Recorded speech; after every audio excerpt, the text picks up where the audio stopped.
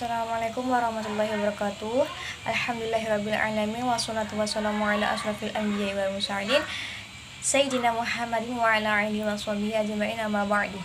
Pertama-tama marilah kita panjatkan puji syukur atas kehadiran Allah Subhanahu wa taala yang telah memberikan rahmat dari dunia sehingga saya bisa mengerjakan tugas dari mata kuliah Islam Marketing dan Manajemen. Di sini saya akan menjawab soal dari riset pemasaran Islam. Riset adalah penelitian, berasal dari kata re dan search, mencari sesuatu yang baru menjadi hakikat dari kata research. Bagaimana kita mencari sesuatu yang baru, mencari sesuatu di belakang kejadian, fenomena atau mencari penyelesaian masalah lewat research atau penelitian. Marketing research atau riset pemasaran merupakan kegiatan penelitian dalam bidang pemasaran. Riset pemasaran harus dilakukan secara sistematis, yaitu mulai dari perumusan masalah, perumusan tujuan dari riset pemasaran, pengumpulan data, pengolahan data, hingga interpretasi dari hasil riset pemasaran diperoleh. Ada ayat di Al-Quran yang berhubungan dengan riset pemasaran, yaitu, wahai orang-orang beriman, apabila kamu pergi atau berperang di jalan Allah, maka telitilah atau carilah keterangan. Dan janganlah kamu mengatakan kepada orang yang mengucapkan salam kepadamu, kamu bukan seorang yang beriman, lalu kamu membunuhnya dengan maksud mencari harta benda kehidupan dunia, padahal di sisi Allah ada harta yang banyak. Begitu jugalah keadaan kamu dahulu, Allah memberikan nikmatnya kepadamu, maka telitilah, sungguh Allah maha teliti terhadap apa yang kamu kerjakan.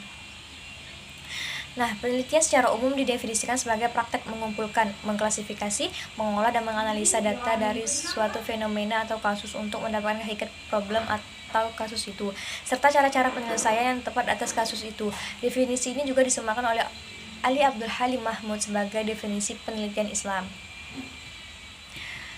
Selanjutnya, perhatian para peneliti terhadap tema-tema seperti ini sebenarnya berangkat dari fenomena yang sedang terjadi saat ini, di mana perlunya identifikasi terhadap masyarakat muslim berbagai negara sebagai kelompok atau segmen konsumen yang masih diabaikan oleh produsen, padahal saat ini mereka adalah segmen pasar potensial yang mempunyai daya beli. Manajemen pemasaran adalah proses perencanaan dan pelaksanaan konsumsi, penetapan harga, promosi, dan distribusi ide, barang, serta jasa untuk menciptakan pertukaran yang memuaskan bagi individu atau organisasi.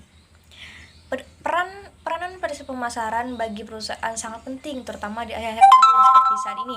Perencanaan pemasaran untuk membuat program pemasaran tahun mendatang biasanya sangat tergantung pada hasil riset pemasaran yang telah dilakukan oleh perusahaan saat ini. Riset pasar diartikan sebagai proses mengevaluasi kelayakan suatu produk atau layanan baru melalui riset yang dilakukan secara langsung dengan konsumen potensial. Tujuan melakukan riset riset pasar adalah untuk memahami atau memeriksa pasar yang terkait dengan produk atau layanan tertentu, untuk memutuskan bagaimana audiens akan bereaksi terhadap suatu produk atau layanan. Riset pasar primer atau kombinasi riset kualitatif dan kuantitatif. Riset pasar primer adalah suatu proses di mana organisasi atau bisnis berhubungan dengan konsumen akhir atau memperkerjakan pihak ketiga untuk melakukan studi yang relevan untuk mengumpulkan data. Riset pasar sekunder. Riset pasar sekunder ini menggunakan informasi yang dikelola oleh sumber luar seperti lembaga pemerintah, media, kamar dagang industri, dan lain-lain. Informasi ini dipublikasikan di surat kabar, majalah, buku, situs web perusahaan, lembaga pemerintah dan non-pemerintah, gratis, dan sebagainya. Merumuskan masalah. Hal pertama kali yang dilakukan untuk menjalankan riset itu adalah merumuskan masalah, atau riset pasar adalah merumuskan masalah gitu. Sebelum melakukan riset itu kita harus merumuskan masalah. Selanjutnya kita menentukan desain riset. Desain riset itu dibutuhkan untuk menentukan prosedur secara rinci mengenai cara pengumpulan data, cara pengujian hipotesis, dan kemungkinan melakukan kuesioner dengan berbagai model yang ditentukan.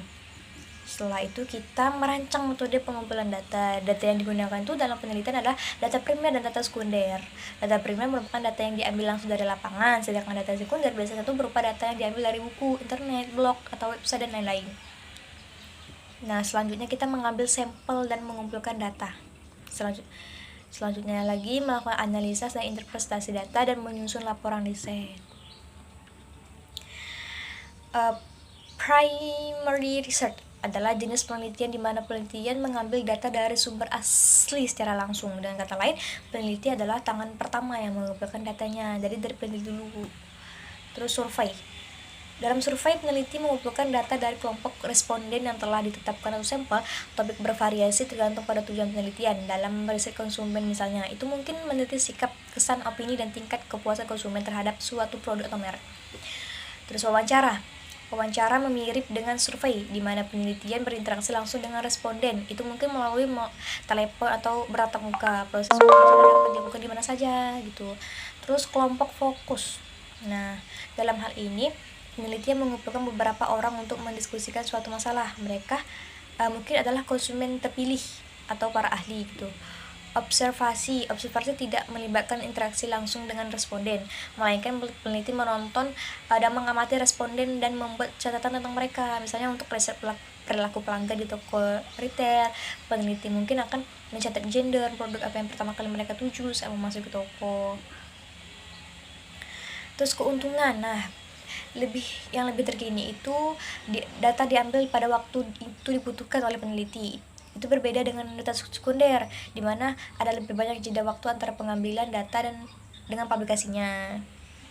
Terus lebih relevan. Peneliti mengambil data sesuai dengan tujuan dan pertanyaan yang ingin mereka jawab. Misalnya kayak jika mereka meneliti kebiasaan belanja konsumen di usia 20-30 tahun, mereka dapat menentukan sampel sesuai dengan umur mereka.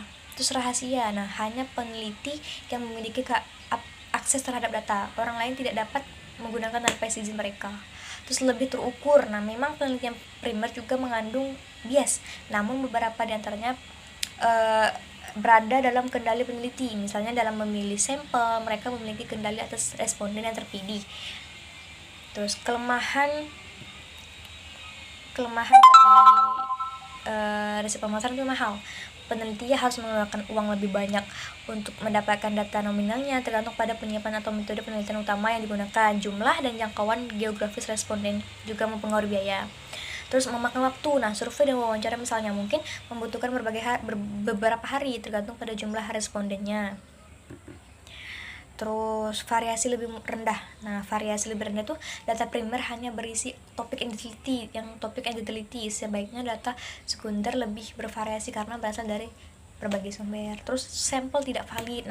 Kesalahan pengambil sampel membuat pekerja sia-sia. Meskipun tidak ada masalah dengan kuesionernya atau tujuan respondennya, sampel yang tidak representatif menghasilkan kesimpulan yang bias gitu, sehingga memilih sampel yang tepat adalah tahap awal dan utama dari penelitian ini.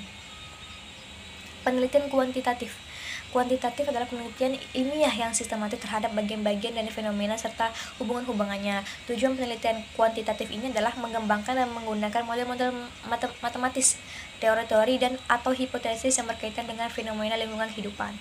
Terus teknik pengambilan sampel atau teknik sampling adalah teknik pengambilan sampel dari populasi. Sampel yang merupakan sebagian dari populasi tersebut kemudian diteliti dan hasil penelitian atau kesimpulannya kemudian dikenakan pada populasi atau generalisasi. Probability sampling. Probability sampling merupakan jenis dalam teknik pengambilan sampel yang melakukan pengambilan sampelnya itu dengan random atau acak gitu. Metode ini memberikan seluruh anggota populasi kemungkinan atau probability-nya atau kesempatan yang sama untuk menjadi sampel terpilih. Pengambilan sampel acak sederhana, simple random sampling. Pengambilan sampel acak sistematis, pengambilan sampel acak berstrata, pengambilan sampel acak berdasar area atau wilayah. Non-probability sampling. Teknik pengambilan sampel non-probability berkebalikan dengan teknik probability sampling. Teknik ini melakukan pengambilan sampel yang tidak memberi peluang atau kesempatan sama bagi setiap unsur atau anggota populasi yang dipilih menjadi sampel. Ada berbagai macam non-probability sampling, ada purposive sampling, snowball sampling, accidental sampling, dan quota sampling.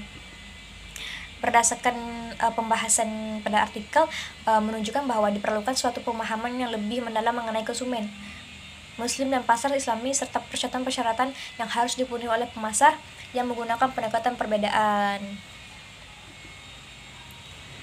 Mungkin hanya ini yang dapat saya jawab dari soal riset pemasaran Islam. Wabillahi taufiq wal hidayah. Wassalamualaikum warahmatullahi wabarakatuh.